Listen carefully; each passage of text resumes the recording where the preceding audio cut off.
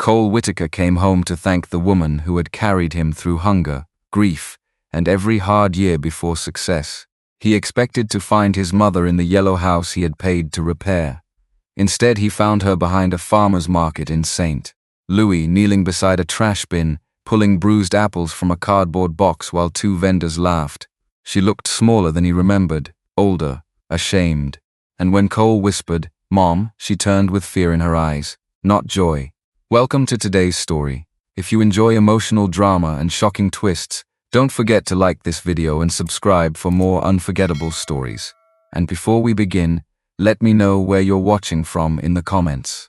To understand why a billionaire son found his mother digging through market trash, the story had to go back to the day Cole came home. Cole Whitaker had not returned to St. Louis in years. Not properly. They had quick visits once, long ago. A conference downtown, a charity dinner, a cold hotel room where he had promised himself he would see his mother the next morning, then missed the chance because a flight changed and 3 investors were waiting in Boston. After that, life became a wall of meetings. Hospitals used his software, insurance companies fought to license it, medical networks praised his platform for saving time, saving money, even saving lives. People called Cole brilliant. They called him disciplined. They called him one of the most important men in health technology. But none of those people knew about Nora Whitaker. They did not know about the woman who had packed his school lunches when there was barely food for dinner. They did not know about the yellow house on Magnolia Street, where rain used to drip into a pot by the kitchen door. They did not know that every major award on Cole's office shelf had started with his mother working herself half to death so he could study. That was why he had come home this time, not for business, not for cameras, not for another speech in front of strangers. He had come to thank his mother. He had arranged a small dinner at her old house. Nothing public, nothing loud, just Nora, her favorite lemon cake from a bakery she used to pass but never enter, and a handwritten letter Cole had carried in the inside pocket of his coat. He wanted to sit at her kitchen table and tell her the truth, that every dollar had been because of her. That every room he walked into had her fingerprints on the door, that he had never forgotten. At least, that was what he had believed. For years, Cole had sent money home through the family account his uncle Martin Vale helped manage. Martin was Nora's younger brother. He lived nearby. He knew local banks, local repairs, local taxes, local forms. When Cole's company began growing too fast for him to breathe, Martin had offered to help. "Don't worry about your mother," Martin had said many times. "I'm here. I'll make sure Nora has what she needs." Cole had believed him because Martin was family, because Nora never complained, because money leaving Cole's account each month had looked, from far away, like love doing its job. The driver slowed in front of Magnolia Street just after noon. Cole leaned forward. The old neighborhood looked smaller than he remembered. The sidewalks were cracked. The maple trees had grown thick over the road. A blue sedan sat on blocks 2 houses down. Somewhere nearby, someone was mowing grass. Then the yellow house came into view. Cole's smile faded. The porch had been repainted gray. The flower boxes were gone. The curtains in the front window were bright red, something his mother would never have chosen. A wind chime he did not recognize hung beside the door. He stepped out slowly. Maybe Martin had arranged renovations. Maybe Nora had changed things. Maybe time had simply moved on without asking him. He walked up the path and knocked. A woman in yoga pants opened the door with a baby on her hip. Cole stared at her. She stared back. "Can I help you?" He looked past her shoulder into the hallway. New paint, new furniture, no framed photo of his father by the stairs, no little brass cross Nora kept above the entryway. "I'm looking for Nora Whitaker," Cole said. The woman frowned. "I'm sorry, we bought this place almost 2 years ago." The words did not land at first. Cole heard them, but his mind refused them. "Bought it?" "Yes." She shifted the baby higher on her hip. "From some family company, I think. We never met the previous owner." Cole stepped back, his chest tightened. "My mother lived here." The woman's expression softened in that uncomfortable way. People looked at pain when it arrived at their doorstep without warning. "I'm sorry," she said. "I don't know anything about that." Cole returned to the sidewalk with his phone already in his hand. He called Martin, no answer. He called again, straight to voicemail. That was when the house next door opened. An old man came out slowly, holding a rake. Mr. Alvarez. Cole recognized him after a few seconds. He had lived there since Cole was a child. The old man looked at Cole's suit, then at his face. Cole? Yes, sir. Mr. Alvarez did not smile. That frightened Cole more than anger would have. You didn't know, the old man said quietly. Cole's throat went dry. Where is my mother? Mr. Alvarez looked down the street, as if checking whether someone might hear him. Then he said, try the farmer's market off Benton Avenue, backside, near closing time. Cole did not ask why, he should have. But something in the old man's face told him he was not ready for the answer. 20 minutes later, Cole stood behind the market, surrounded by the smell of spoiled fruit, wet cardboard and diesel from delivery trucks. And there she was, Nora Whitaker, his mother, kneeling beside a trash bin in a faded brown coat, placing bruised apples into a grocery bag with hands that trembled from cold or hunger or both. A boy stood beside her, thin, maybe 13. He wore a school backpack with one broken strap and kept watch while Nora searched the boxes.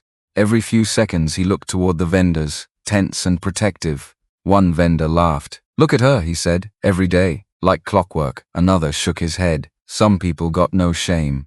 Cole felt something inside him go still, then break. Mom, he said. Nora froze. The boy turned first. Then Nora lifted her face. For 1 second, Cole saw recognition. Then fear swallowed it.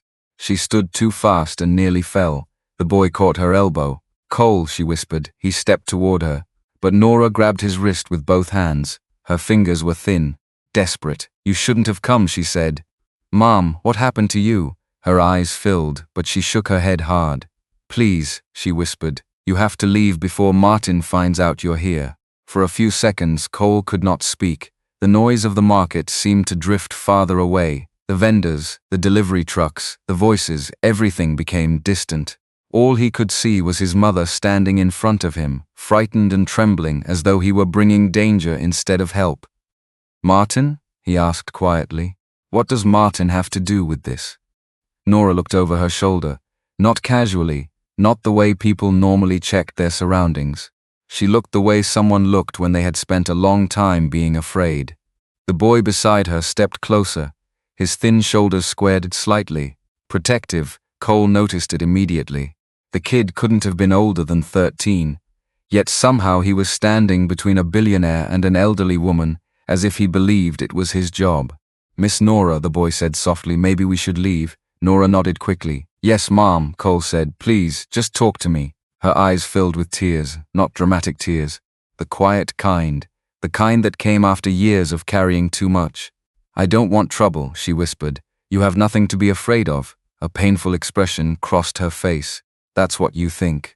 Cole felt something cold settle inside his chest. Because this wasn't poverty anymore. This wasn't bad luck. This wasn't simply an elderly mother falling through the cracks. Someone had convinced her that help was dangerous. Someone had convinced her that her own son could make things worse. The boy touched Nora's sleeve. Let's go. Cole looked at him. What's your name? The boy hesitated, then answered, Caleb. Have you been helping my mother? Caleb shrugged awkwardly. She helps me too. The answer hit harder than Cole expected. His mother was digging through discarded food, yet somehow she was still helping other people. That sounded exactly like Nora Whitaker. She had always been that way, even when she had almost nothing. Mom, Cole said carefully, please come with me, we can talk somewhere quiet. Nora stared at him, then at the expensive suit, the polished shoes, the black SUV waiting nearby.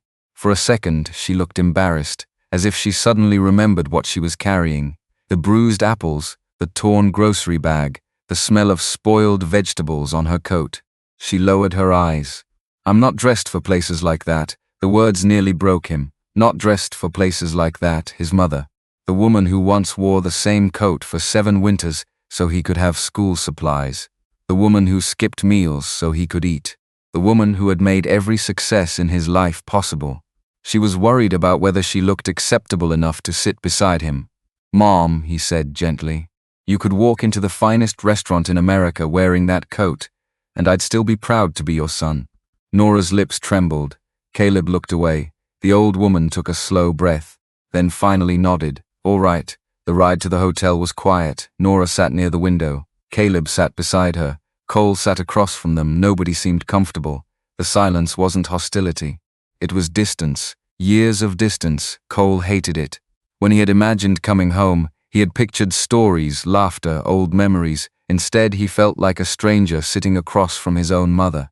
The hotel suite overlooked downtown St. Louis, floor-to-ceiling windows, soft lighting, fresh flowers, a bowl of fruit on the table. The moment Nora stepped inside, she stopped walking.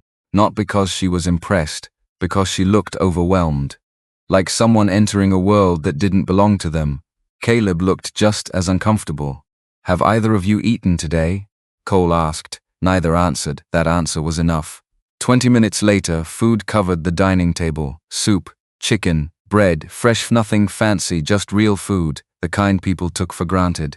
Nora stared at the meal for several seconds before touching it. That hurt almost as much as finding her behind the market.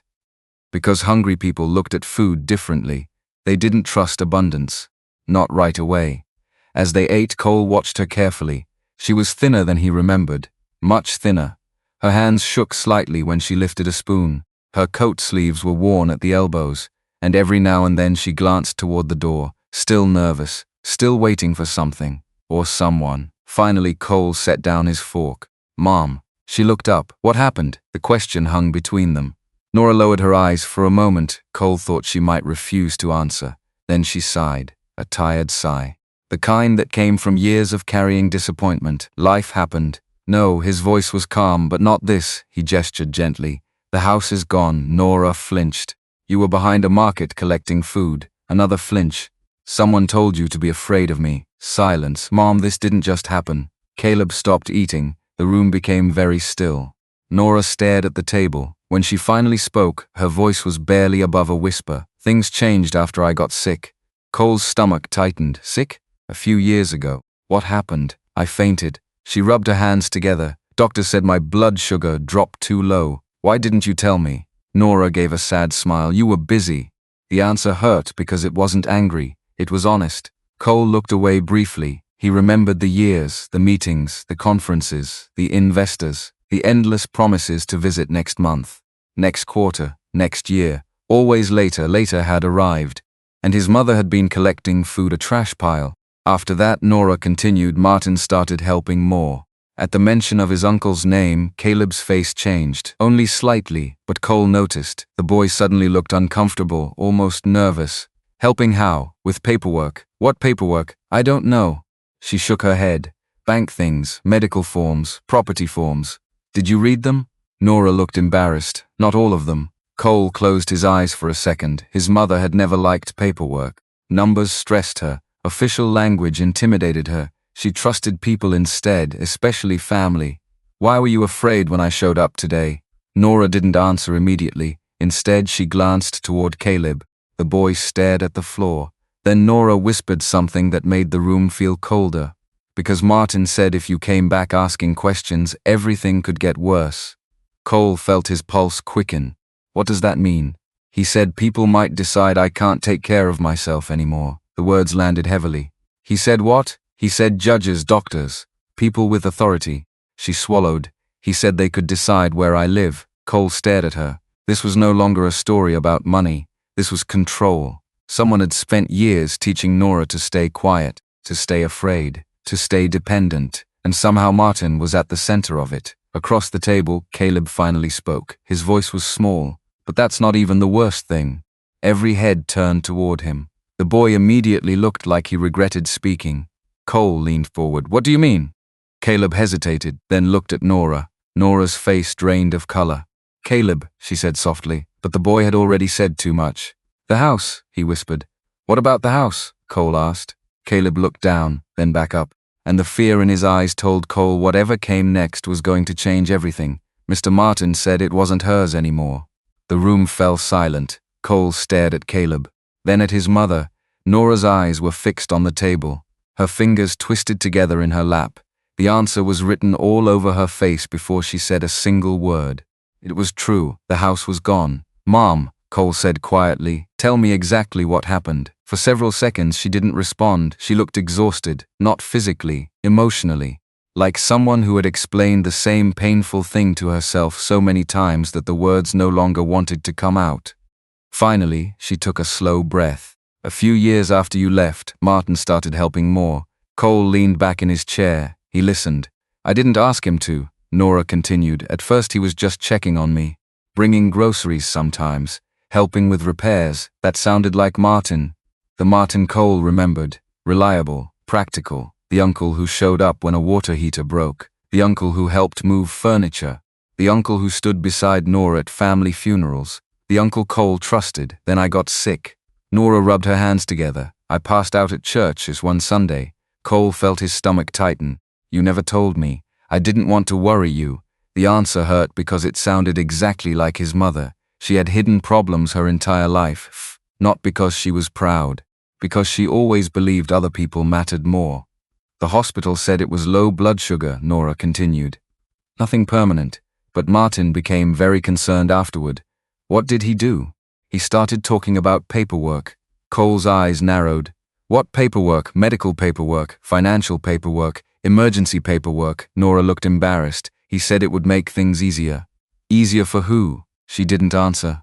And that answer was answer enough. Nora had never liked forms, never liked contracts. She trusted people, especially family. He told me if something happened again, somebody would need authority to help. Cole remained silent. His mother wasn't describing anything unusual. Medical powers of attorney existed for a reason. Financial powers of attorney existed for a reason. Millions of families used them. The problem wasn't the documents. The problem was Martin. What did you sign? I don't remember everything. Did you read it? Some. Not all? Nora shook her head. No. Cole closed his eyes.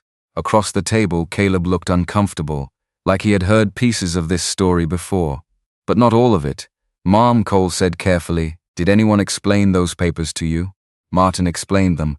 That isn't what I asked. The old woman looked away. No. Cole exhaled slowly. The silence stretched. Outside the hotel window, traffic moved through downtown St. Louis. People went to work. People went home. Normal lives continued. Meanwhile, his mother sat in front of him describing decisions that had quietly changed everything. What happened after you signed? At first, she shrugged weakly. Nothing. That answer somehow felt worse, because real fraud rarely happened all at once. It happened slowly, one small compromise, then another, until the victim couldn't see where the road had changed direction. Martin started handling bank things. What bank things? He said he was helping organize the money you sent. Cole froze. What do you mean? He said it was safer. The room suddenly felt smaller. For years, Cole had transferred money every month, sometimes several $1,000s, sometimes much more. He never missed a payment. Not once. He remembered every transfer, birthdays, Christmases, bonuses, special gifts, home repairs, medical expenses, all of it. Did you receive it? He asked quietly. Nora hesitated, then gave a small nod. Yes. Relief flashed through him, briefly. Then she continued. Sometimes, the relief vanished. I don't know. Mom, she looked ashamed. A few $100s usually. Cole stared at her. A few hundred. That wasn't possible. Not even close. His pulse quickened. He remembered wiring $20,000 after one especially successful year. He remembered sending $15,000 for roof repairs, $10,000 for emergencies, thousands more for countless other reasons. Where had it gone? Did you ever ask Martin about it all the time? What did he say? Nora's voice grew smaller. He said most of it was being managed for me. Managed? He said it was being protected. The anger rising inside Cole wasn't loud. It was worse than loud. It was cold. Because this wasn't confusion anymore. This wasn't poor communication. This sounded deliberate. Caleb suddenly spoke. He always talked to her like she was a kid. Nora glanced toward him. Caleb, no.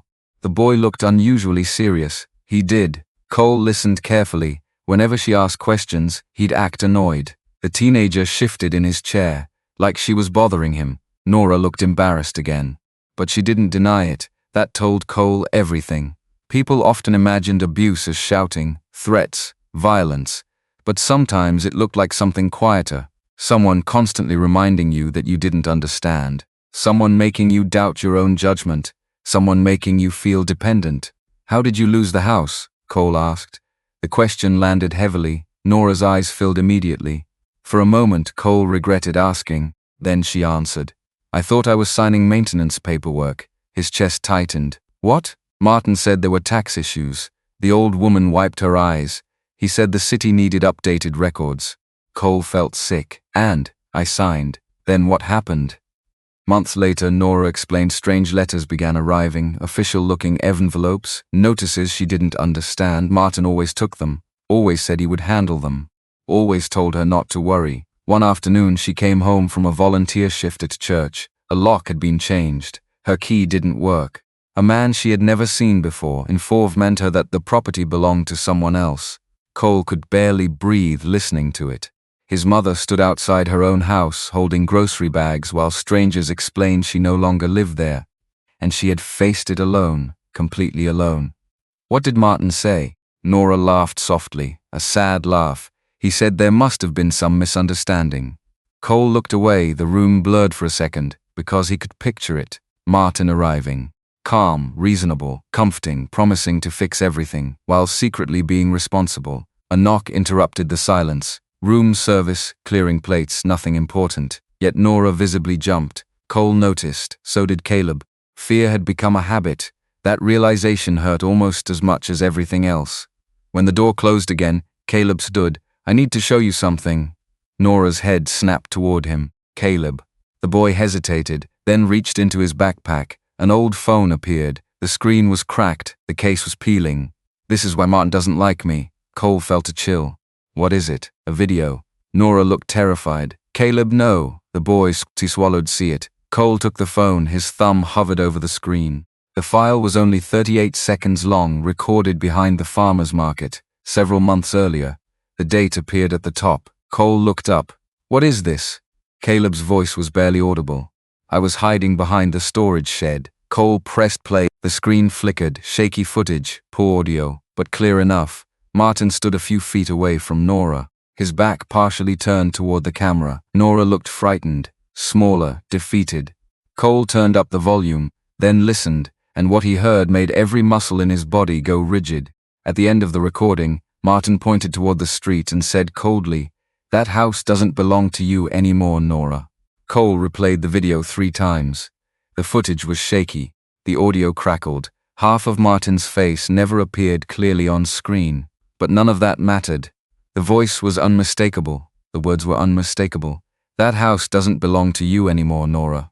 When the video ended, nobody spoke. Caleb sat stiffly in his chair, watching the floor. Nora looked exhausted. Cole stared at the frozen image on the cracked phone screen. For years, he had built systems designed to uncover hidden patterns in mountains of data. He knew how fraud worked. He knew how people concealed information. He knew that the most important clue was rarely the loudest one, and right now one fact kept repeating itself in his mind. Martin had never once told him the house was gone. Not once. "How long ago was this?" Cole finally asked. "About 8 months, Caleb said. 8 months. Cole slowly set the phone on the table. 8 months ago, he had been speaking at a healthcare conference in Chicago. 8 months ago, he had sent another transfer to help his mother. 8 months ago, she had apparently already lost her home. The realization made him feel sick. Nora wiped her eyes. "I didn't want you to find out this way." Cole looked at her. "How did you want me to find out?" She had no answer because there wasn't one. The truth had become too tangled, too painful, too late. A knock sounded at the suite door. This time it wasn't room service. One of Cole's security staff stepped inside. "Sir." The man's expression was serious. "What is it?" "Someone is asking for you downstairs." Cole frowned. "Who?" The guard hesitated. Martin Vale. The room froze. Even Caleb visibly tensed. Nora's face lost color. "No," she whispered. Cole stood slowly. "Did he say why he's here?" "He says he's family." Of course he did, family. The word felt different now. He glanced toward his mother. Fear, real fear. That was what he saw. Not irritation, not annoyance, fear. "Mom," he said gently, "you don't have to see him." Nora looked down. For several seconds she said nothing. Then she surprised him.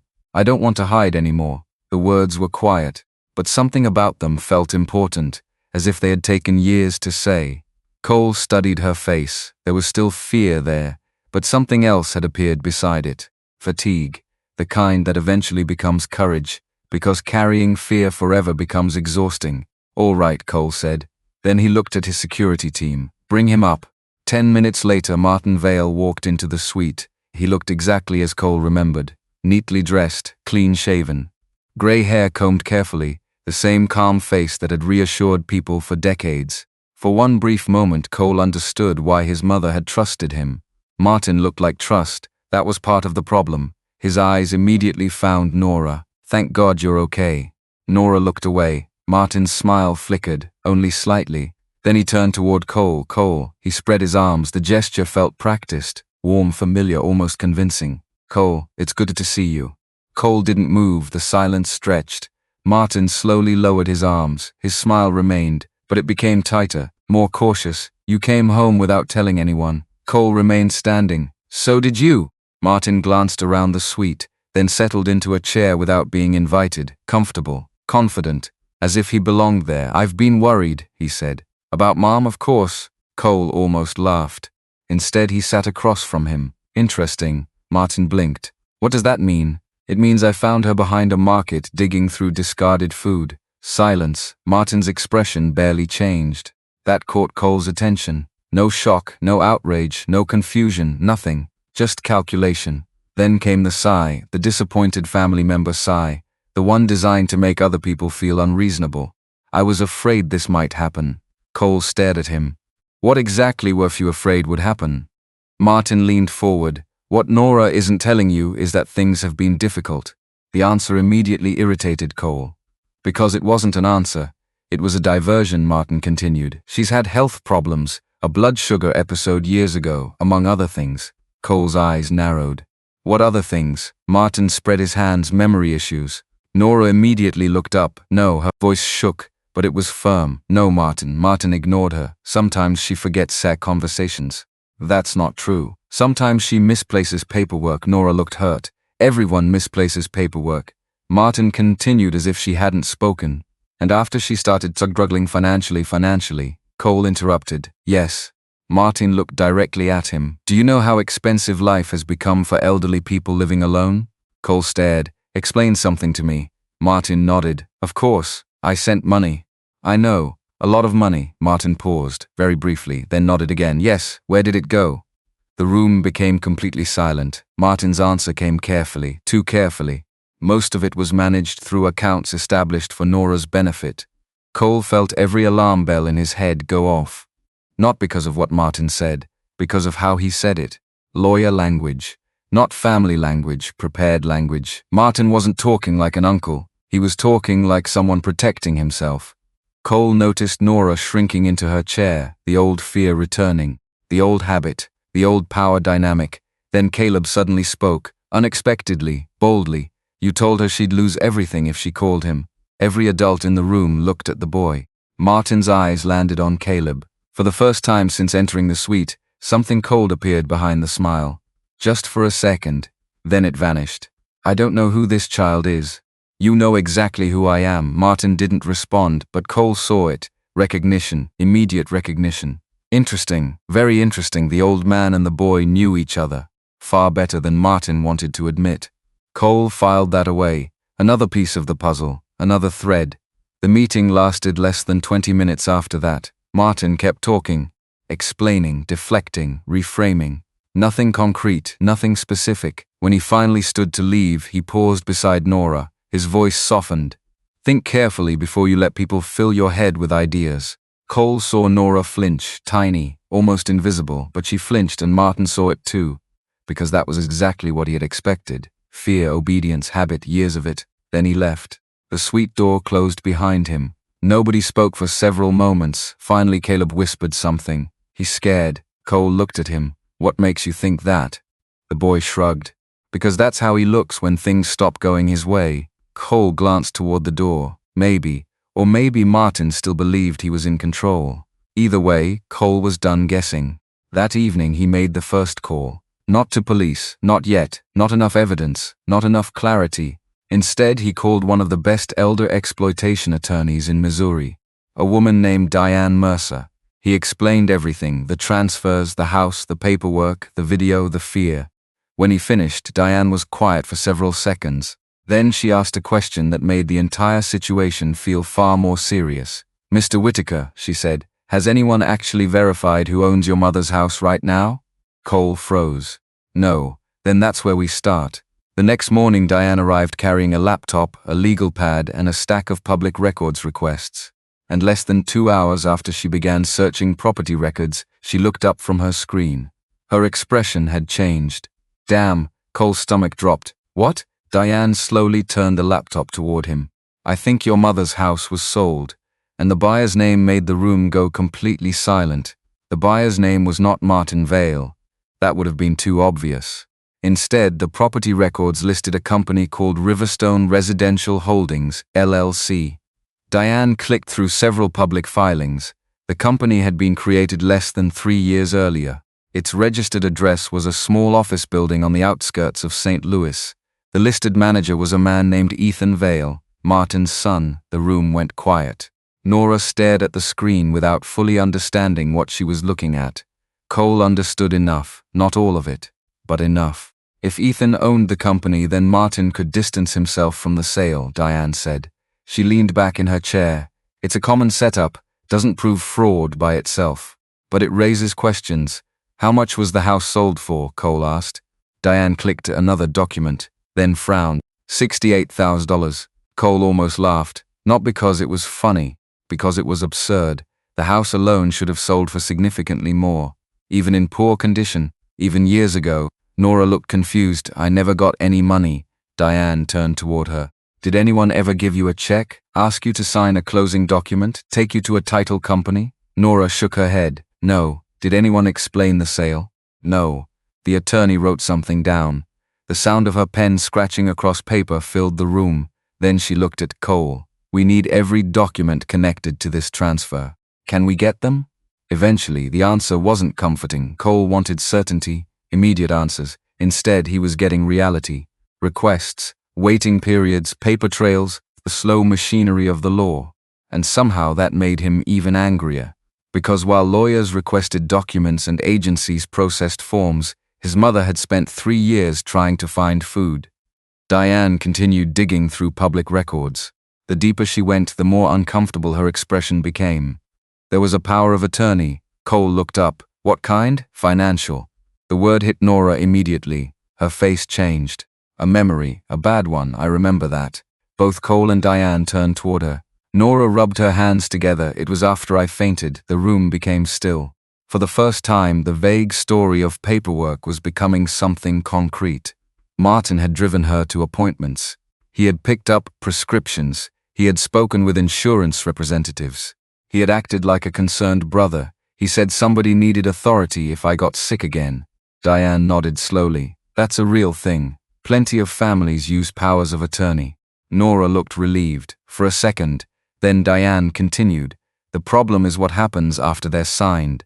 The relief vanished. Cole could almost see the realization settling over his mother's face. Trust had been weaponized, not by a stranger, by family. Diane opened another document. The power of attorney had been filed several years earlier. The timing matched almost perfectly with the medical episode Nora described. Everything suddenly felt connected. The illness, the paperwork, the bank transfers, the sale. One thread running through all of it. Martin, can we challenge it? Cole asked. Maybe. Another frustrating answer. But first we need facts. Diane pointed at the screen. The sale happened through authority granted under this document. If the power of attorney was legitimate, things become complicated. And if it wasn't, then we have a very different conversation. The rough afternoon disappeared into paperwork, requests, phone calls, authorizations, searches. Cole signed forms, Nora signed forms. Diane contacted title offices and county record departments. Reality was proving less dramatic than movies, and somehow more frightening. Because fraud in real life didn't wear a mask. It hid inside filing cabinets. It sat quietly in databases. It survived because most victims never knew where to look. Late that afternoon, Diane received a call. She stepped into the hallway. When she returned, her expression was grim. What now? Cole asked. A local notary. Cole sat forward. What about them? The signature on the property transfer was notarized. That sounded normal. Until Diane continued. The notary claims Nora signed everything willingly. Nora looked stunned. No. You never signed property sale paperwork? No. You never agreed to sell your home? No. Her answer came instantly, without hesitation, without uncertainty. Diane nodded. I believe you. Then she opened another document. The signature appeared on screen. Cole stared at it. He wasn't a handwriting expert, but even he noticed something small, something wrong.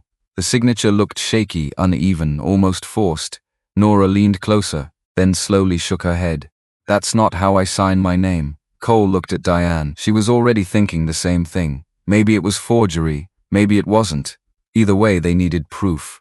The next morning they visited the church where Nora had volunteered before losing her home. The building sat on a quiet corner several miles from downtown. Simple, modest, familiar. The kind of place where people knew each other. The pastor remembered Nora immediately. His expression darkened when he learned why they were there. She helped everybody, he said. Even when she was struggling herself, that sounded like Nora. The pastor led them into a small office. Over coffee and old records, pieces of the story began emerging. Not enough, but some. Nora had continued volunteering long after losing the house, long after her life had fallen apart. She organized food drives, sorted donated clothing, helped elderly members fill out forms they didn't understand. The irony nearly broke Cole. His mother had spent years helping vulnerable people navigate paperwork, while someone else quietly used paperwork against her. As they prepared to leave, Nora hesitated, then looked toward the pastor. Do you still have it? The older man blinked. Have what? The notebook. His face changed. Recognition, memory, then he nodded. A few minutes later he returned carrying a worn blue notebook. The cover was faded, the corners bent. Nora stared at it, almost lovingly. I thought it was gone. What is it? Cole asked. She opened the notebook carefully. Inside were handwritten entries, dates, small amounts of money, notes, receipts tucked between pages. Diane immediately leaned closer. What am I looking at? Nora swallowed. I started writing down what Martin gave me. Cole frowned. What do you mean, bring cash? The room fell silent. Nora turned pages slowly. Every entry was there. $50, $80, $100, $75, tiny amounts, scattered across years. Diane's eyes widened. She grabbed a calculator, then another document, then another. For 20 minutes nobody interrupted her. She kept comparing dates, cross-checking records, doing math. Finally she looked up. What is it? Cole asked. The attorney exhaled slowly. These numbers aren't even close. His stomach tightened. Close to what? The money you sent. The gap wasn't thousands. It wasn't tens of thousands. It was enormous. The notebook showed only fragments, tiny pieces, a few dollars here, a few dollars there. Nothing remotely matching the transfers Cole remembered. Diane looked at him, then at Nora, then back at the notebook. And for the first time since she arrived, she stopped sounding cautious. This wasn't a misunderstanding. The room became very quiet. Nora looked down at her hands. Cole felt his jaw tighten. Years of sacrifice, years of trust, years of silence. The attorney closed the notebook carefully. Now we need bank records, and once we get them? Cole asked. Diane met his eyes. Then we'll know exactly how much money disappeared. But before anyone could say another word, her phone vibrated. She glanced at the screen, then frowned. A second later she stood. That's strange. What, the notary? Cole felt his pulse jump. What about them? Diane looked up slowly. The office says she left town yesterday. Silence. Nobody moved. Nobody spoke. Then Diane added the part that chilled the room. And nobody seems to know where she went. The news about the missing notary spread through Diane's team faster than anyone expected. Not publicly. Not through newspapers. Just through phone calls, emails, and quiet conversations between people who worked cases like this every day. By sunset, Diane had confirmed one thing. The woman had not vanished. She had simply left, no forwarding address, no response to calls, no explanation, just gone. Cole sat in the hotel conference room staring out the window. The city lights were beginning to appear across St. Louis. A few days earlier, he had been negotiating a software acquisition worth millions. Now he was trying to find a notary who had disappeared after certifying the sale of his mother's home. Life had narrowed into something much smaller and much more important. Across the room, Nora sat quietly knitting, not because she needed to, because it calmed her. Cole watched her hands moving slowly, steady, patient. The same hands that had packed his school lunches, the same hands that had worked double shifts at the hospital, the same hands that now looked older than they should. He hated that. He hated how much of her suffering had happened while he was convincing himself everything was fine. A knock interrupted the silence. Diane entered carrying a folder. She looked tired, but determined. We need to prepare for pushback. Cole looked up. What kind of pushback? The kind people use when they realize they're cornered. She sat down. Martin isn't stupid. That much was obvious. Everything they had uncovered pointed to planning, not impulse, not desperation. Planning. Diane opened the folder. Inside were copies of court filings, financial disclosures, medical records, notes. If this goes where I think it's going, Martin will try to control the narrative. Nora frowned. What does that mean? It means he'll try to convince people that he was helping you. The words landed heavily, because they weren't entirely false. Martin had driven Nora to appointments. He had picked up prescriptions. He had checked on her, at least sometimes. That was what made everything so complicated. Real exploitation rarely came from strangers. It came from people trusted enough to get close. Diane continued. If he argues that you were struggling with memory issues, he may claim he stepped in because someone had to. Nora lowered her eyes. For a moment she looked ashamed. Cole immediately noticed. Mom. She looked at him. You don't have to defend him, I'm not. Her voice was soft. I just keep wondering when it changed. Nobody answered. Because they all knew exactly what she meant. When had Martin stopped being her little brother? When had concern become control? When had help become theft? The next morning, Martin answered those questions himself. At least partially. He arrived at the hotel shortly after 10. The front desk called first. Cole almost refused to see him. Almost. But Diane advised otherwise. Listen before you fight. So Cole agreed. Martin entered the private meeting room dressed carefully. Pressed shirt, clean jacket, fresh haircut, a man making an effort to appear respectable. His eyes found Nora first. For a second, something real flashed across his face. Guilt or sadness. Cole couldn't tell. Then it disappeared. Nora, his sister, looked away. Martin swallowed, then turned toward Cole. You've been busy. Cole didn't answer. The silence forced Martin to continue. I know what you're hearing. Still silence. Martin sighed. I know how it looks, Cole finally said. Martin rubbed his forehead. You think I woke up one day and decided to ruin her life? No, Cole said. I think you did it gradually. The words hit harder than shouting. Martin flinched. For several seconds nobody spoke. Then Martin sat down. When he finally talked, his voice sounded older, less polished, less prepared. You left. Cole's jaw tightened. There it is. You did. Martin looked directly at him. You left. The room grew quiet. Martin continued. Your mother wasn't the only one struggling after your father died. Cole stared at him. I know that. No, you don't. Years of resentment suddenly surfaced. Not loud, not dramatic, just tired, heavy, the kind that had been carried too long. Martin leaned back. You were the smart one. The gifted one. Everybody talked about Cole. Nora looked uncomfortable. Martin, no. His voice cracked for the first time. No, let me finish. He looked at his sister, then at Cole. I stayed here. Nobody interrupted. I buried my own business. I worked jobs I hated. I watched people leave town and succeed. His eyes settled on Cole, and every year your name got bigger. There it was. Not justification, not an excuse, but the wound underneath everything. Envy, humiliation, years of it. I helped your mother. Martin's voice softened. At first, I really did. Diane listened carefully. Every word mattered. Every admission mattered. Martin continued. Then I started borrowing. Nora closed her eyes. The sentence hurt because it sounded honest. Maybe the first truly honest thing he'd said. I told myself I'd pay it back. He laughed bitterly. You know how people do that? They cross one line, then another, then another. Cole said nothing. Because deep down he knew Martin wasn't describing a monster. He was describing a human being who had spent years giving himself permission. Martin looked at Nora. I never planned for this. You took my house. The words came from Nora quietly, but they hit harder than anything else. Martin's shoulders sagged. For a moment he looked like a defeated man. Then something shifted. Fear, raw fear, and fear made him dangerous again. You don't understand what's coming. Diane immediately noticed the change. What does that mean? Martin ignored her. He stared directly at Cole. You think you've won because you hired lawyers. We're just finding facts. Martin laughed. You think facts matter? His smile carried no humor. You left for years. She ended up homeless. Cole felt anger rising. Martin saw it and pressed harder. If this goes public, people will ask questions. Diane folded her arms. What questions? Martin looked at Cole. The obvious ones. Nobody spoke. Then Martin said it. Where was the billionaire's son while his mother was sleeping in church storage rooms? The words landed like a punch, because they contained enough truth to hurt. Cole hated that. Martin stood. I'll tell my side. Diane's eyes narrowed. That's your right, and if Nora keeps letting him manipulate her, I'll seek emergency guardianship. The room froze. Even Nora looked stunned. You wouldn't. Martin looked at his sister.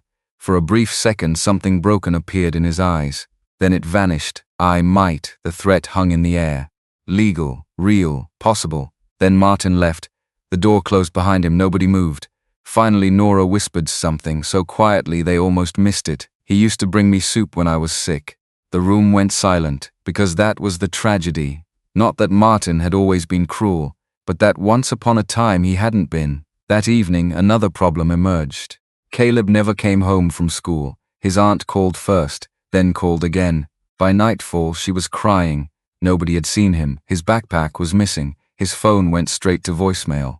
Cole immediately drove to the market, the church, the basketball court where Caleb sometimes played. Nothing. No sign of him. Near midnight, Cole stood outside beneath a street lamp, staring at the dark street ahead. Fear tightened in his chest. Not because he believed the worst, not yet, but because he remembered Martin's expression earlier. The desperation, the panic, the feeling of a man losing control. Then Cole's phone rang. Unknown number. He answered instantly. Hello? For a second there was only breathing. Then Caleb's frightened voice came through the line. Cole, the connection crackled. Caleb? Where are you? The boy sounded like he was trying not to cry, and then he said the words that made Cole's blood run cold. I think Martin found out about the video. Caleb, where are you? Cole pressed the phone harder against his ear and stepped away from the street. The boy's breathing was shaky. I don't think he saw the video, Caleb said. But he knows I talked to you. Where are you? A pause, then a quiet answer. The downtown library. Cole closed his eyes. Relief hit first, then concern. Stay there. Don't leave. I'm coming. The call ended. Within 20 minutes, Cole was pulling into the library parking lot. The building was nearly empty. Most of the lights inside had already dimmed. He found Caleb sitting alone near a back corner on the second floor. A backpack rested beside him. The boy looked exhausted, like someone who had spent the entire day waiting for bad news. When he saw Cole, he stood immediately. For a second, he looked like he might cry. Instead, he swallowed hard. I didn't know where else to go. Cole placed a hand on his shoulder. You did the right thing. They sat together near a window overlooking the dark street. For a while, neither spoke. The silence wasn't uncomfortable. It was the silence of two people trying to calm down after fear. Finally, Caleb opened his backpack. I didn't just leave because of the video. Cole frowned. What do you mean? The boy reached inside and pulled out a faded canvas bag, old, dusty, tied shut with a piece of string. Nora asked me to keep this. Cole stared at it. When? Months ago. Caleb looked down. She said if anything ever happened to her, I should give it to someone who would help. Cole felt something tighten in his chest. Months ago, his mother had already been preparing for the possibility that nobody would protect her. Slowly he untied the string. Inside were papers, old receipts, envelopes, a small notebook, several photographs. Nothing looked important at first glance. But Diane had taught him something during the past week. Evidence rarely announced itself. Sometimes truth hid inside ordinary things. Back at the hotel, Diane spread everything across the conference room table. Nora sat nearby quietly, watching, waiting. One by one they examined the contents: prescription receipts, church meal vouchers, handwritten notes, utility bills. Most seemed insignificant, until Diane opened the small notebook. She froze. What is it? She turned it to a Cole. Every page contained dates, amounts, short notes, nothing more. At first he didn't understand, then he did. Nora had been keeping track. Every dollar Martin gave her, every month, every payment. The notebook stretched back years. Diane began comparing the entries to the banking records already collected. The difference was staggering. While hundreds of thousands of dollars flowed through Vale Family Care, Nora received tiny amounts. $40, $70, sometimes nothing at all. Just enough to survive, not enough to live. Nora looked embarrassed. I didn't think it mattered. It matters, Diane said softly. It matters a lot. For the first time, Cole saw something besides anger on Diane's face. Respect. Because his mother had done what many vulnerable people never thought to do. She had kept records. Not because she suspected fraud, because she was careful. Because she had spent her entire life making every dollar count. The next discovery came from a photograph. It showed Nora standing outside a church community center. Beside her stood Martin. Both were smiling, nothing unusual, until Diane checked the handwritten note on the back. Volunteer Appreciation Day, October 17th, 3 years earlier. Cole remembered the date immediately, the forged power of attorney. The same day. Diane's eyes narrowed. Where did this come from? Caleb shrugged. It was already in the bag. The next morning, Diane tracked down the volunteer who had taken the photo, an older woman named Karen. She still had the original image stored on an old phone, and because modern phones automatically recorded details, the file contained metadata. Time, date, location, everything. The timestamp placed Nora at the church during the exact hours she supposedly signed legal documents at the notary office. A real-world detail, small, simple, powerful, the kind judges trusted. For the first time, Cole saw genuine excitement in Diane's team, not confidence, momentum. The truth was starting to leave fingerprints. 2 days later, another breakthrough arrived. A hospital records specialist responded to Diane's request. The records from Nora's collapse years earlier were finally reviewed by an independent medical expert. The conclusion was straightforward. Nora had experienced low blood sugar.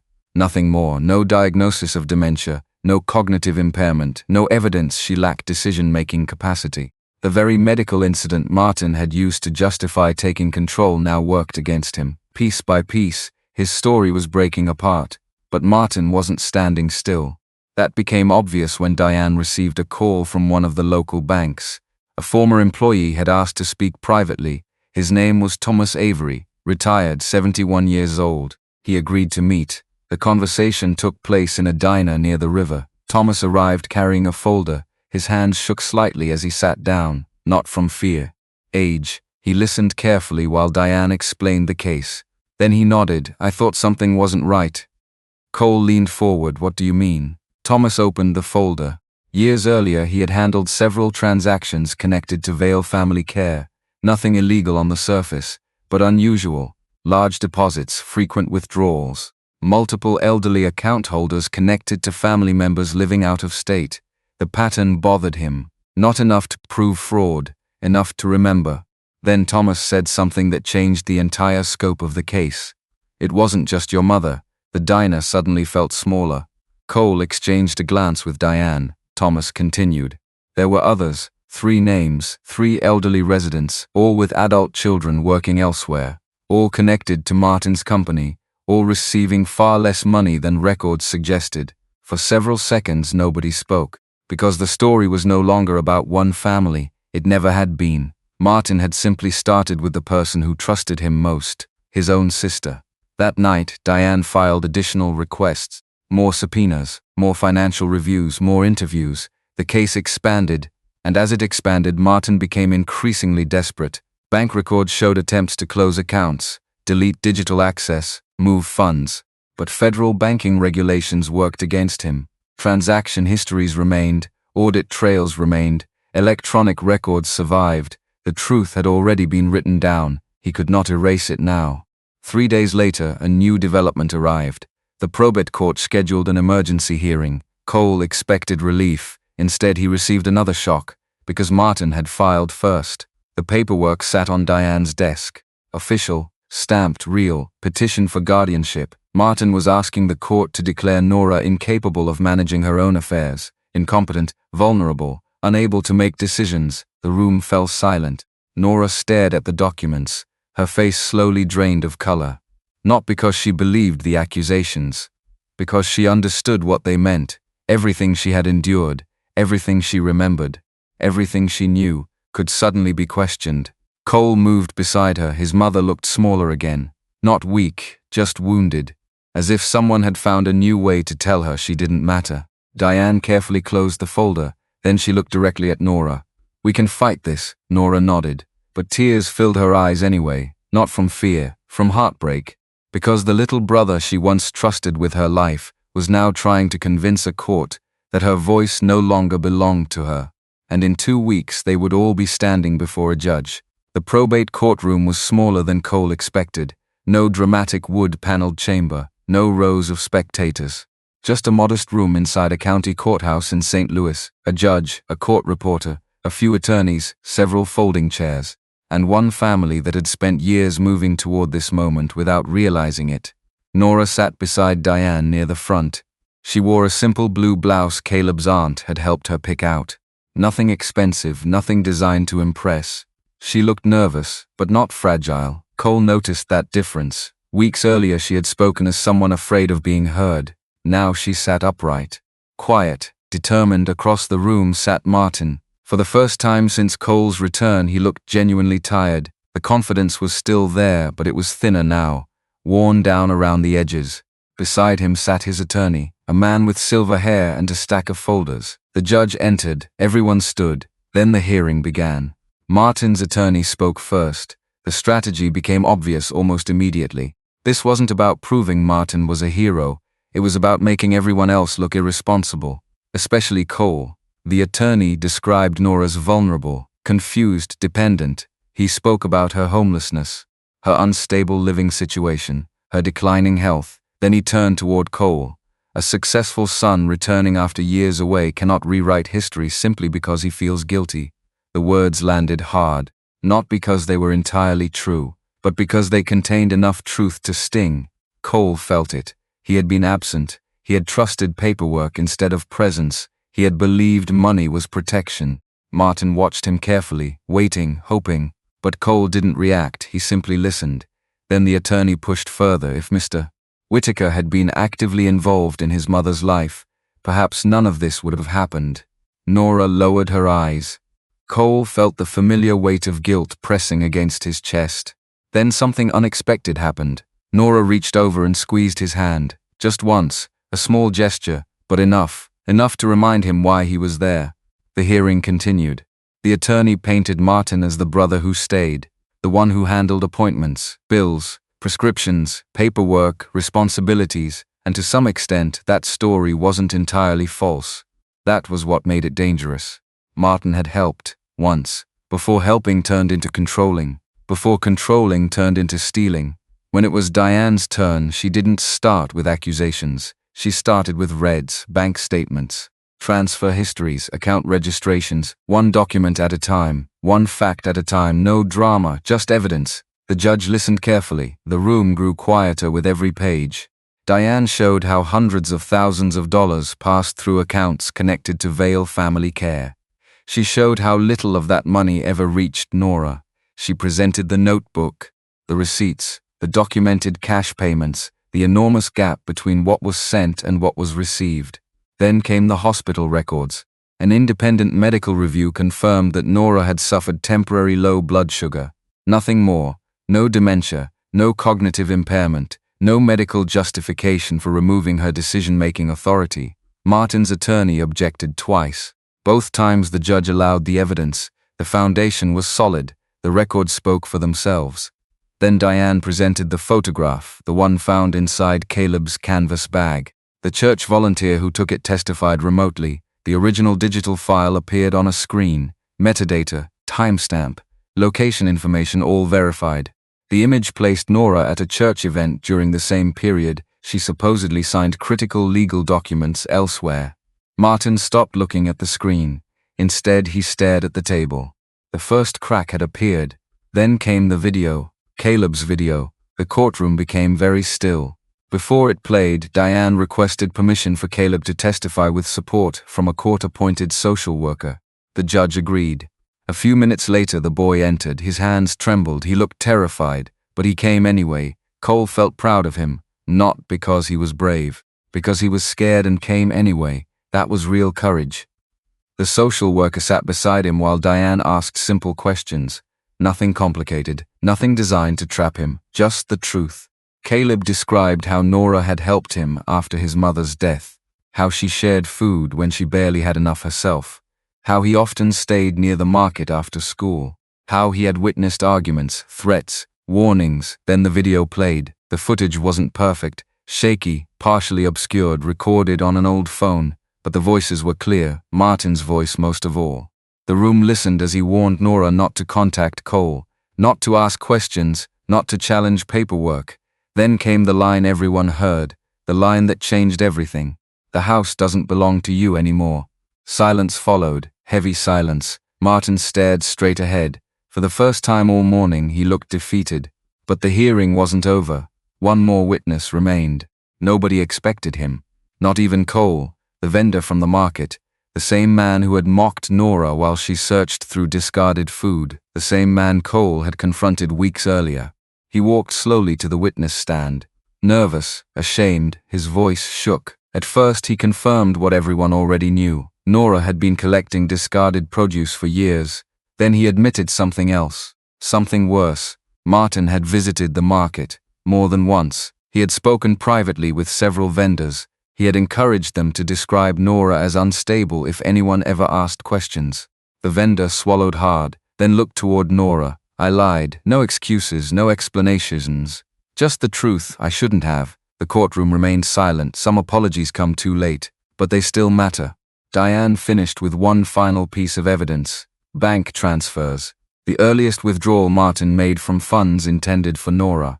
The date appeared on the screen. Then another document appeared beside it. A prescription invoice. Heart medication. The money Cole had originally sent to help pay for it. The room understood immediately. The first money Martin took wasn't extra money. It wasn't unused money. It wasn't forgotten money. It was money intended for Nora's medication. The realization hit like a physical blow. Even Martin seemed unable to look at the documents. His attorney stopped objecting, stopped arguing, stopped speaking altogether.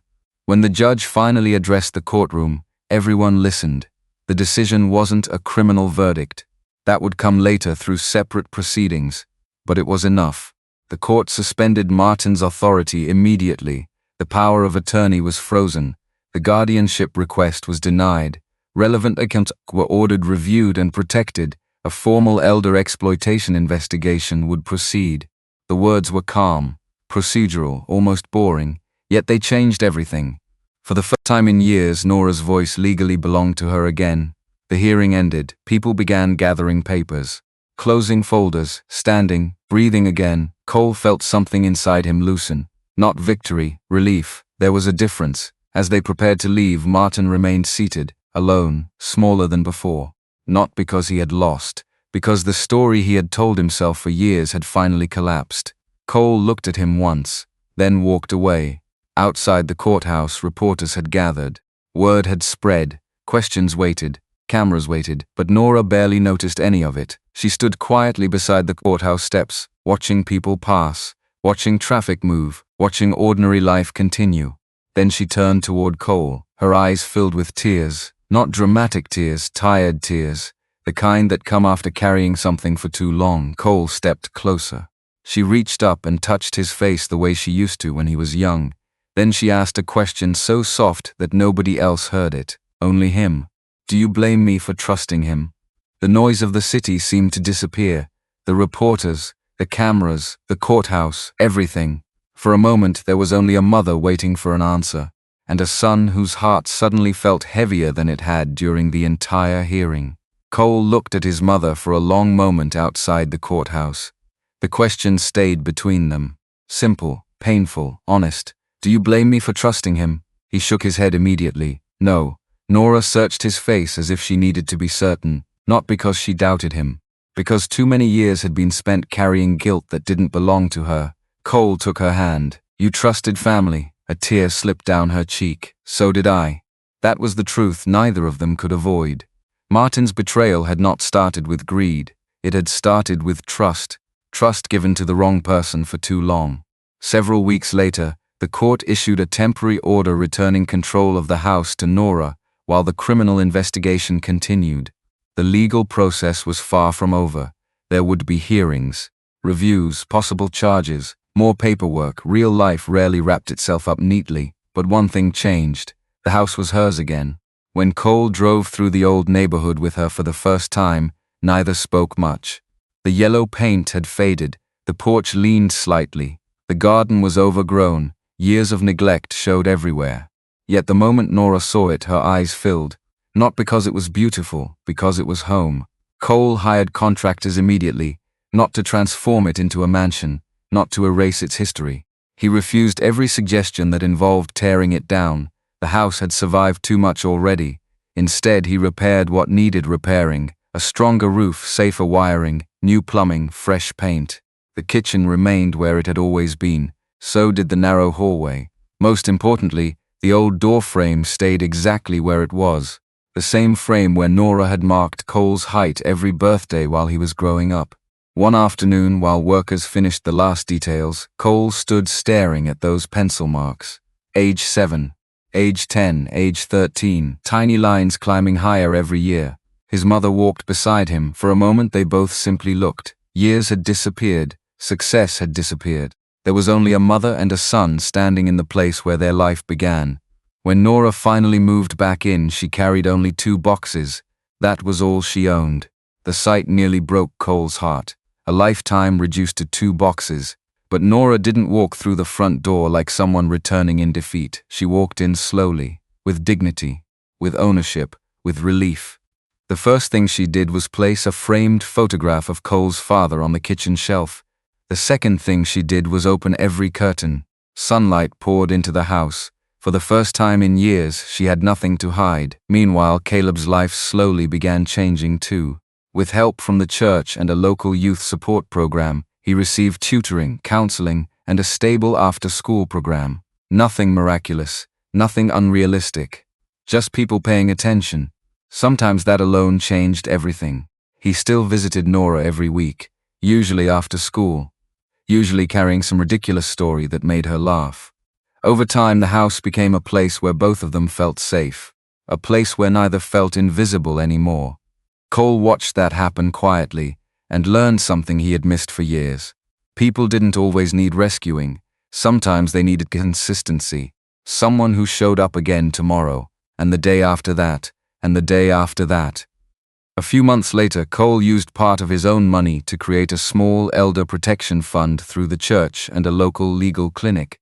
Nothing flashy, no giant press conference, no television cameras. The fund helped older residents review power of attorney documents, verify remittance transfers from family members working elsewhere, and check property records before signing anything important. Simple protections, the kind that could have saved Nora years earlier, the kind that might save someone else tomorrow. Then came the day that mattered most. Not a court hearing, not a legal victory. A Saturday morning at the farmer's market. The same market where Nora had once searched through discarded food behind the stalls. Word spread quickly, people gathered. Some were curious, others felt guilty, many simply wanted to see her. Cole stood near the center of the market with a small microphone in his hand. No reporters, no corporate branding, no business speech, just people. The vendors who had known Nora for years, neighbors, church members, families. Caleb stood beside her. Nora looked uncomfortable with the attention. She always had. Cole smiled softly, then he spoke. Not about money, not about court cases, not about becoming a billionaire. He thanked his mother, that was all. He thanked her for every overnight shift, every sacrifice, every meal she skipped, every fear she carried alone, every year she believed in him before the world ever did. The market grew quiet. Several people wiped away tears. Then something unexpected happened. The vendor who had mocked Nora stepped forward. The same man who had laughed while she searched through discarded produce. His face was red with embarrassment. He looked older somehow. Smaller. I owe you an apology. The words came slowly, awkwardly, honestly. Nora looked at him for a long moment. She remembered every insult, every humiliation, every evening behind the market. Forgiveness wasn't immediate. Pain didn't vanish because someone said sorry, but bitterness had already taken enough from her. So she nodded. Not because she forgot, because she wanted peace more than revenge. The man lowered his head, and for the first time he seemed relieved. As the gathering ended, people stayed behind talking, laughing, sharing food. Children ran between the stalls. Life moved forward. Cole stood near the edge of the market, watching his mother. She was talking with Caleb, smiling, really smiling, not pretending, not surviving, living. For years he had believed success meant sending money, building wealth, providing security from a distance. Now he understood how incomplete that idea had been. Money could buy comfort, lawyers, repairs, protection, but it could not replace presence. It could not sit beside someone who was lonely. It could not notice fear hiding behind a forced smile. It could not hold a trembling hand. That required something else, something far more personal. As the sun began to set, Nora joined him. She slipped her arm through his. just like she had when he was young. "I don't need you to give me back the years we lost," she said quietly. Cole looked at her. She smiled. "I just want the years we have left. No fear, no anger, no conditions, just truth." And somehow that was worth more than every dollar he had ever earned. They stood there together watching the evening light settle over the market. A mother who had finally been seen, a son who had finally come home, and a future that, while imperfect, no longer belonged to fear. If this story made you think about someone who once sacrificed for you, maybe take a moment to reach out to them. And if you'd like, share your thoughts below. Sometimes the words we say today become the ones we are most grateful we didn't wait to say tomorrow.